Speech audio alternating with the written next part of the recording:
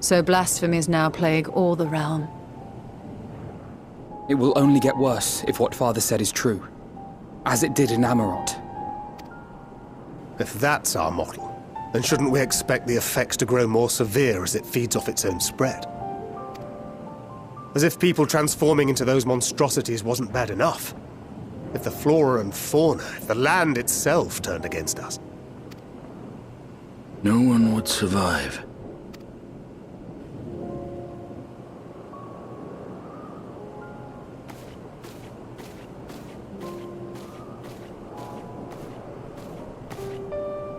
Here's your order, friend.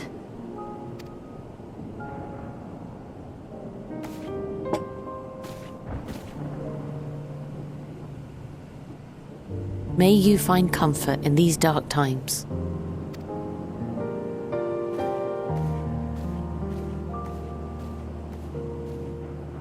Where do we go from here? If there's one thing we've learned, fighting blindly and simply reacting to what comes will accomplish nothing. We must find a solution that addresses the fundamental cause. Before our strength is exhausted, before this crisis spirals out of control. Is there something, anything we've overlooked? If there is an answer, Hydaelyn herself will have it. 'Twas she who bound Zodiac and forestalled the final days.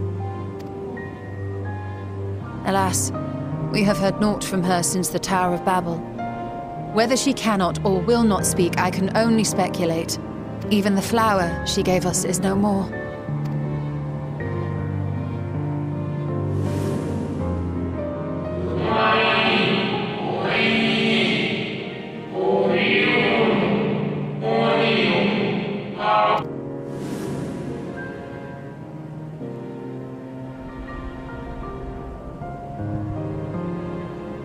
So advised the Watcher. But what could be the significance of that name? It is entirely unfamiliar to me. To me as well. It meant something to the ancients, though. In our time. Most surely. Yet I do not recall a single mention of it in the records of Anida. Another dead end. And quite literally. It's not as if there are any ancients living we could go and ask. Not alive as such, but not quite dead.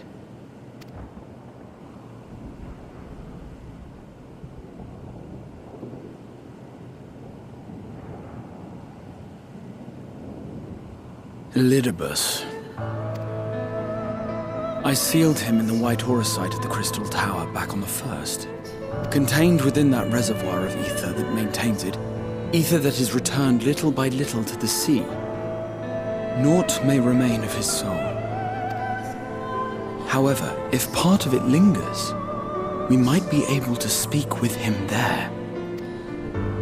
I know we can no longer make that journey, but you, my friend, still can.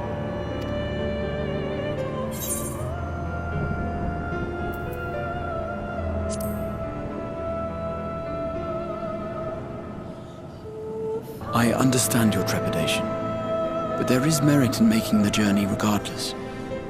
You could see with your own eyes whether the first, too, faces its final days.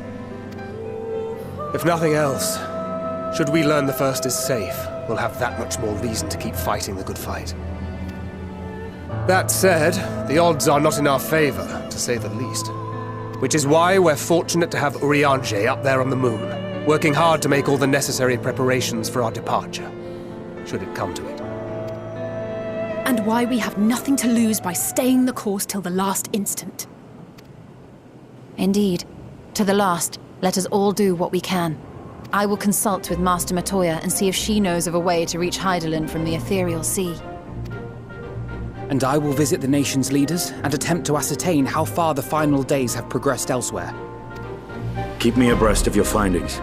I can seek out and slay the worst of the immediate threats, if only to slow the spread. Unease, terror, despair. Try as we might to suppress them, these emotions will return to harry us time and time again. But when they do, remember this. Your friends and loved ones are out there somewhere, sharing in your struggle.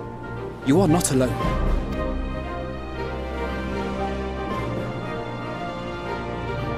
So ends the brief respite before the next revelation.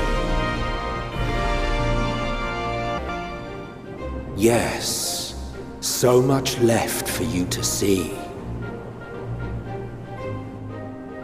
Where beginning ends and end begins.